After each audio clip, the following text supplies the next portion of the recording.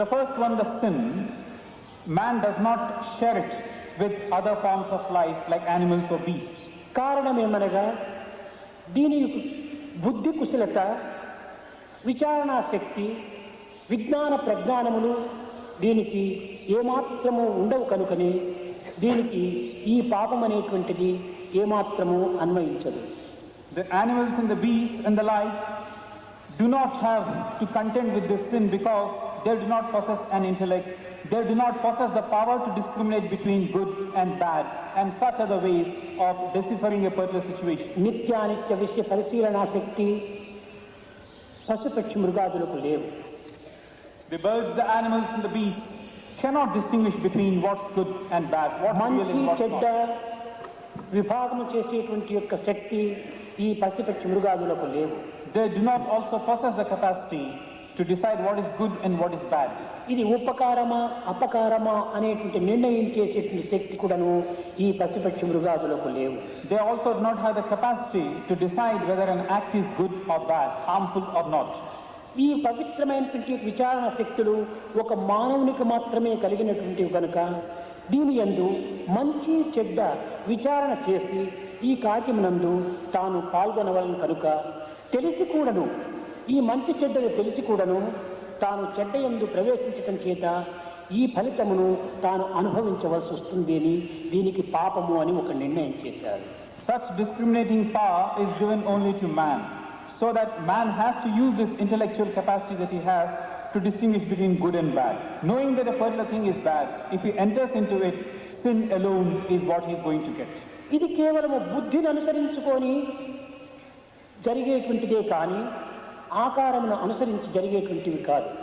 This is something which follows in the wake of one's intellect, not in the form of one's nature or form.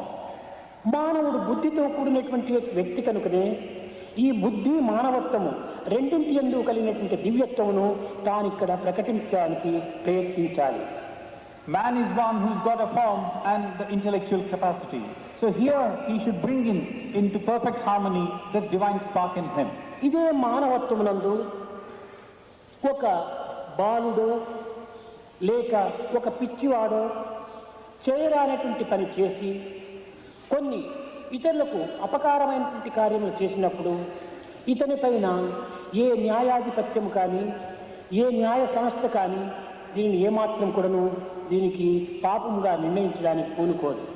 Now supposing a particular thing which ought not to be done is done either by a child, a boy or a person who's mad. No person in the authority of passing a judgment can possibly say that these people have committed a sin.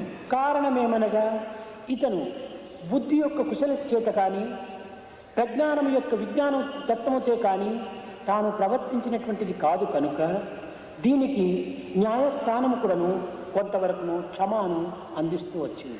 The reason is either the boy or the person who's mad is not in a position to use his intellect. So where there is no play for the intellect, the judge would decide that one cannot possibly punish or pronounce a judgment that he has committed a sin.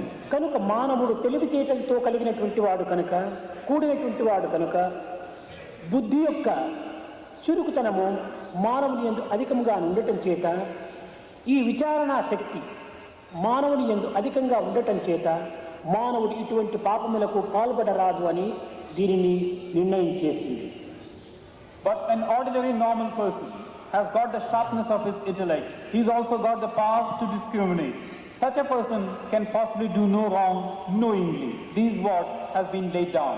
And if he does so, it's going to be a sin. మంచి చెడ్డలు తెలిసి కూడాను మానవుడు ఈ విధంగా ప్రవర్తించడం చేత ఇతనికి పాపము అనేటువంటిది ఒకటి చేరడానికి అవకాశం ఉన్నదని నిర్ణయమైంది.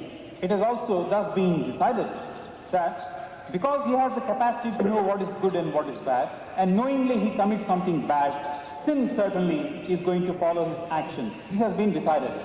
ఇక శాపం. Then we come to the second one.